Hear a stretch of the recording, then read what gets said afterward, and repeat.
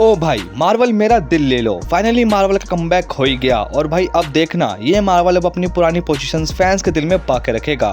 Deadpool and Wolverine ने सही में पूरा मार्वल एक बार में रिवाइव कर दिया। This movie is so fucking amazing. इसके dialogue, VFX, fighting scene, Deadpool और वुल्वरीन की केमिस्ट्री और सबसे इंपॉर्टेंट इसके फैन मूवमेंट्स सब परफेक्ट था। ये मूवी आपको गारंटी पीक मार्वल क्या था वो बताएगी। पर इसके अंदर एक काफी बड़ा ड्रॉबैक भी है और मार्वल ने कुछ हद तक अपने पैरों पर कुल्हाड़ी मार ली। इतनी बड़ी अपॉर्चुनिटी कैसे मिस कर सकता है मार्वल? वो कौन सी अपॉर्चुनिटी है बताता हूँ। तो फाइनली डेडपूल एंड वुल्वरीन जिसका इंतजार पब्लिक को कितने टाइम से था वो फाइनली आई गई है और इसने फिर से मार्वल की लुटी हुई इज्जत बचा ली।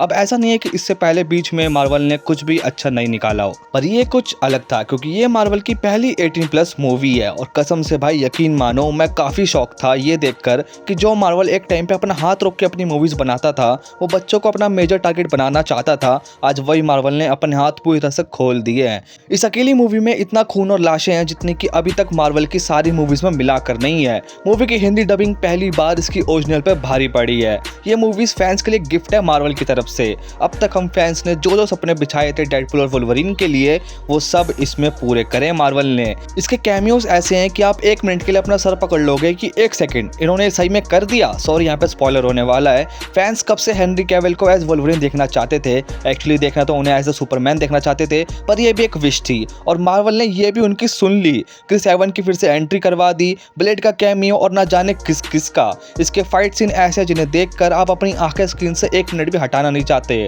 सब कुछ बढ़िया था सिवाय इसकी स्टोरी को लेकर। इसकी स्टोरी एक्चुअल में इस मूवी के लायक ही नहीं है। मैं आपको इसकी स्टोरी शॉर्ट में बता देता हूँ। तो डेडपूल 2 के कांड के बाद डेडपूल अपने सारे दोस्तों और उसकी गर्लफ्रेंड को दूसरे यूनिवर्स से अपने में उठा लाता है और वो सब अपनी लाइफ बस जी रहे होते हैं। बस डेडपूल और उसकी गर्लफ्रेंड के रिलेशन अब और पहले जैसे नहीं रहते और डेडपूल इस चीज की वजह से काफी अपसेट भी रहता है ऑलरेडी और कॉन्टिन्यूसली उन सबको खोने का उसे डर भी रहता है। और एक दिन डेडपूल अपना बर्थडे सेलिब्रेट कर रहा होता है और तभी उसी दिन टीवीए वाले उसे उठाकर ले जाते हैं जहां वो पैराडॉक्स से मिलता है और जो इस यूनिवर्स का टीवीए का इंचार्ज भी होता है। और क्योंकि लोकी सीरीज के बाद टीवी के रूल चेंज हो गए हैं और इसलिए पैराडॉक्स ने अभी तक डेडपूल के फ्रेंड्स को उनके यूनिवर्स में वापस नहीं भेजा और उसे ये रूल्स बिल्कुल भी पसंद नहीं है। और इस यूनिवर्स में लोगन यानी वुल्वरीन के मरने से इस यूनिवर्स की लाइफ खत्म हो रही है और पैराडॉक्स ने डेडपूल की मदद करने की जगह उसके सामने 2 रास्ते रखे हैं। या तो वो समय रेखा के साथ मिलकर अपनी जान बचा ले या फिर पैराडॉक्स इस यूनिवर्स को मिटाने वाला है और वो भी यहाँ रह के मिट जाए। और डेडपूल को ये बात बिल्कुल भी रास नहीं आती है और वो निकल पड़ता है अपना ये यूनिवर्स बचाने के लिए